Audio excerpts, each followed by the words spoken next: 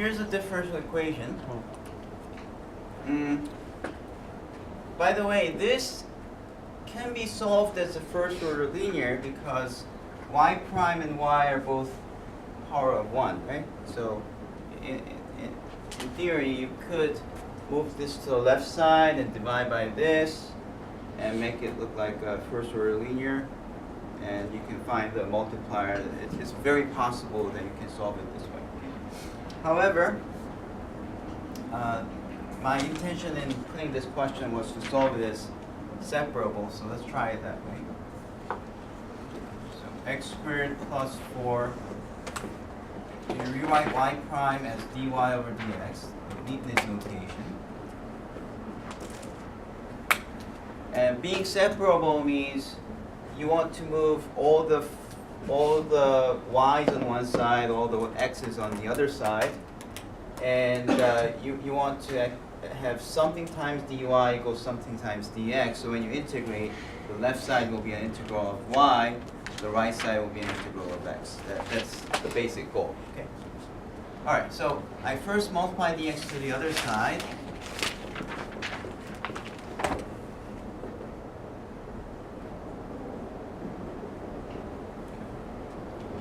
And then I see that this is x and dx is there, so that should go over there.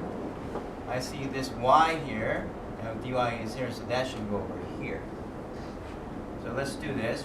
First, I'm going to move this x squared plus 4 to the other side by dividing by x squared plus 4.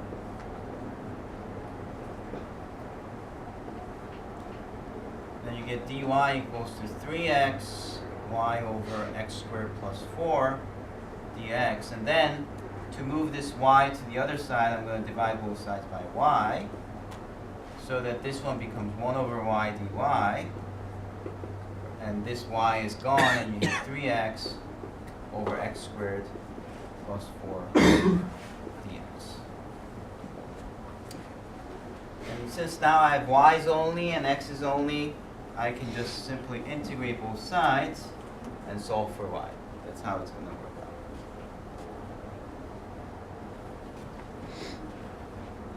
All right, the integral of y with respect to y, 1 over y with respect to y, that's easy. That's just ln y. On the right side, that's not so easy, so let's think about that.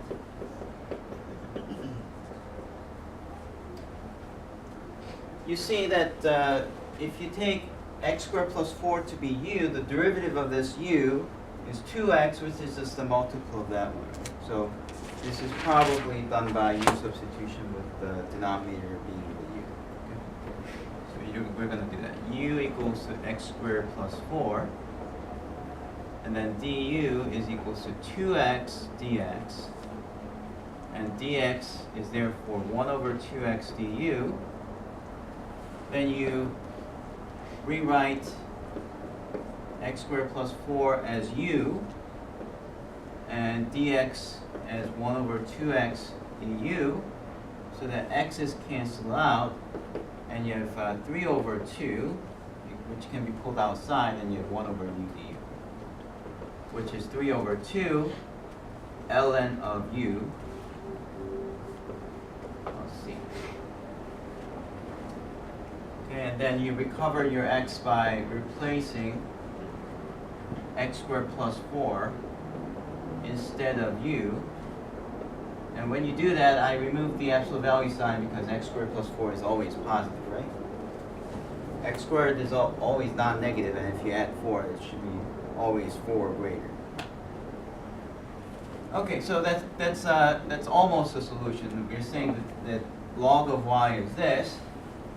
However, you really want to solve it and solve it for y, and furthermore, you want to make it in a form where it's easily, c value is easily found when initial condition is given. So we want to go a few more steps here. Okay, so first we exponentiate both sides. That's how you get rid of ln, right?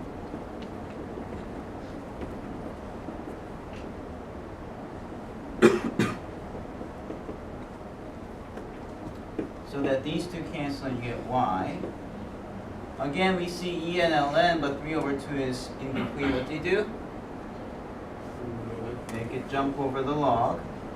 So you have e to the ln of x squared plus 4, 3 over 2.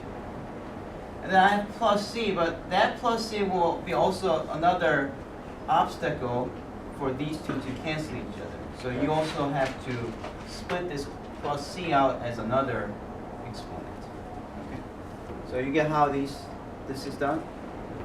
In other words, first I rewrite this plus of the exponent into product of two exponents. You should know this formula. And then I get rid of this 3 over, I get this out of the way by making it jump over the log. And then I can easily cancel these, which gives you x squared plus 4, 3 over 2. And then here's a common trick. E to c, just redefine it as c. Because this is some arbitrary constant, so I can just put an arbitrary constant. And therefore, the final answer is y equals to some constant times x squared plus 4, 3 over 2. There's one more thing that I kind of didn't explain in detail with you. Actually, there's an absolute value that's supposed to be here, right? There's supposed to be an absolute value. So here's what happens. The absolute value of y is this times that. And at some point, I can remove the absolute value. So let's think about this. If y absolute value is a function f of x, what can you say about y? Positive. Plus or minus f of x, right? Or if you didn't understand that, when is this true? When y is 1 or negative 1, right? If y is negative 1, this still is true, right? So whenever you have an absolute value, when you take away the absolute value, you end up with a plus minus of the other side. And there's this fine argument about this absolute value that we may overlook and still get that's something, it's a very fine thing, which even if you ignore it, you still get the right answer. But it goes like this. If you have this absolute value, it's equal to that, and that's okay because this is always positive. E to the c is always positive, right? But if you take away this absolute value, now you have to say this could be plus or minus of the right side, which means that since plus or minus e to the c is just some kind of constant, you can absorb plus minus e to the c and write the entire thing as this c tilde. So the procedure we're doing is we're trying to define this new constant, and we're going to say, well, I don't care if this c, e to the c has a plus or minus, I don't care. Whatever that is, it's just some constant, so I'm just going to name it as a constant. So you name it as a c tilde, and then once it's named as c tilde, when you rewrite the answer, you just write it as y equals c times x squared plus 4. That way it's much more clear. Yeah, but those are really fine points. I mean, if you can just, in reality, when you integrate logs and you end up with absolute values, that rarely becomes an issue. So you can just, that rarely becomes an issue. You can just proceed by calculating without the absolute value.